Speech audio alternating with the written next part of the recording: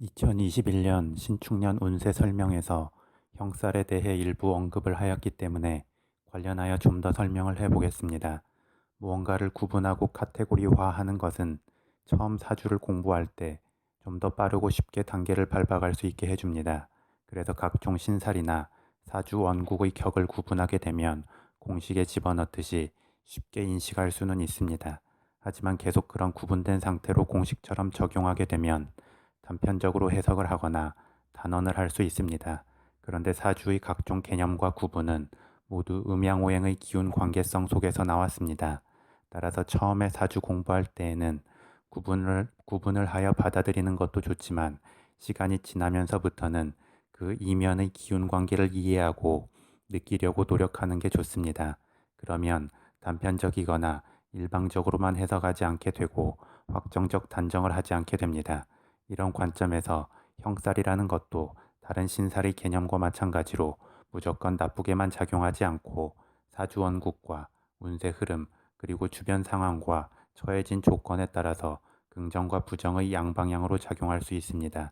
또한 굳이 형살이라는 구분을 하지 않더라도 음양오행의 관계성 속에서 그에 준하는 의미를 해석해낼 수 있습니다. 또한 어떤 부정적인 일이 발생했을 때 형살의 작용이 그 원인이라고 일방적으로 몰아서 해석하기도 하지만 굳이 형살의 개념을 적용하지 않더라도 음양오행의 원초적 개념만 가지고 충분히 문제 발생의 원인을 추정할 수 있습니다. 그래서 아래의 형살의 개념도 이러한 일반적 구분과 해석이 존재한다는 정도만 아시고 그 이면의 기운 관계와 좀 더 큰 시각에서의 관조를 해보시면 좋을 것 같습니다. 형살의 형은 형을 산다고 말할 때의 그 형입니다. 그래서 감옥에 갇히는 느낌을 먼저 떠올릴 수 있습니다. 그리고 형살을 좀 더 세분하여 형과 형살로 나누어 설명하기도 합니다. 먼저 형이라는 것은 단순히 형벌이나 법과 관계된 의미만 있는 것이 아니라 꼴이나 모양이라는 의미도 있기에 하나의 기운 관계에 있어 모양을 이룬다는 것이기 때문에 그 자체로 부정과 긍정의 가치 판단은 없습니다. 한편 형살이라는 것은 뒤에 죽일 살의 글자가 붙으면서 말 그대로 부정적 작용을 한다고 보는 것입니다. 그런데 굳이 이런 추가적인 형과 형살의 구분을 하지 않고 그냥 형살로만 부르고 그 해석에 있어서 상황에 따라 부정적으로 보거나 긍정적으로 보는 것이 일반적입니다. 형살이 부정적으로 작용하면 사건이나 사고, 질병의 발생, 불행한 일이나 각종 소송 등에 휘말릴 수 있다고 말합니다. 그리고 형살이 긍정적으로 작용하면 일적으로 힘을 받거나 직업에 있어서 법을 집행하는 검경계통, 활인업에 종사하는 의학계통, 그리고 권력계통으로 나아갈 수 있다고 말합니다. 형 또는 형살의 종류는 크게 세 가지입니다. 삼형, 상형, 자형이 있습니다. 그리고 삼형에는 다시 인신사 형살, 죽솔미 형살이 있고 상형에는 자묘 형살이 있습니다. 그리고 마지막으로 자형에는 진진, 오오, 유유, 해해 형살이 있습니다. 먼저 삼형 중에 인신사 형살은 세 글자 모두 역마살에 해당하는 것에도 느껴지듯이 움직임과 관련이 있습니다. 그래서 이동과 관련하여 부정과 긍정의 발현이 된다고 볼 수 있습니다.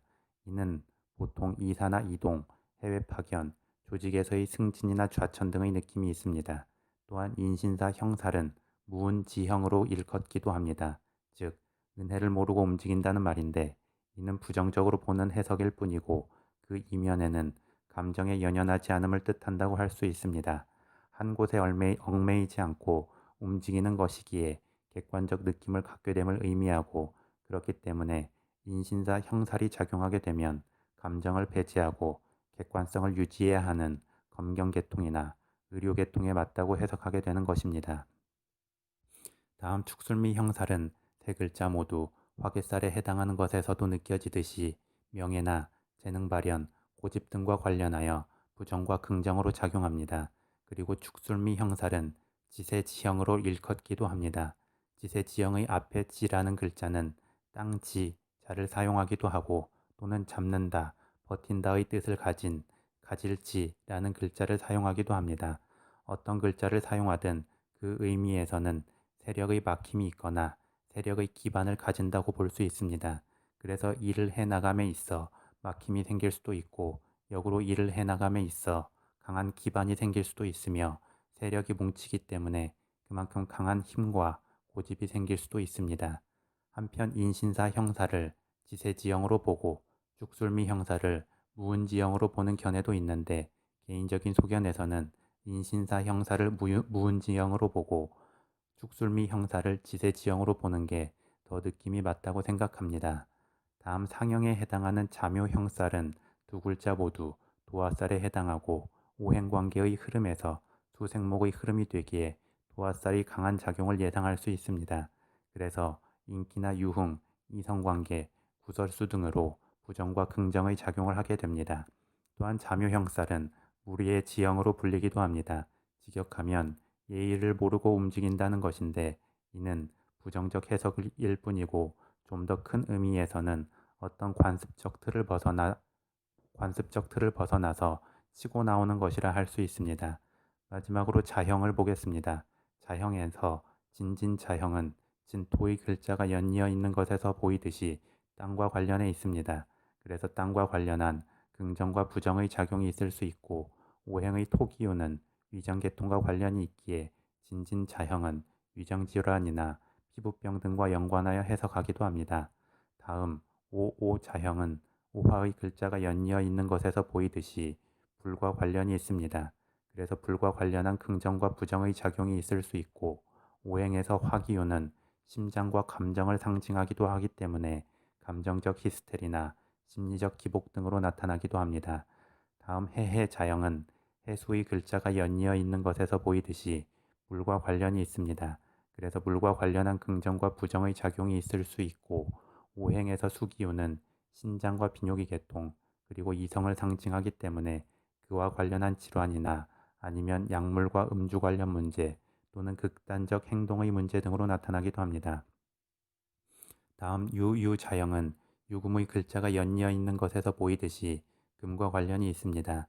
그래서 금기운과 관련한 긍정과 부정의 작용이 있을 수 있고 오행에서 금기운은 폐를 상징하기 때문에 기관지 계통의 문제 등으로 나타나기도 합니다. 더불어 금기운은 결단과 단호함, 냉철함의 기운이기에 그와 연관하여 긍정과 부정의 작용이 생기게 됩니다.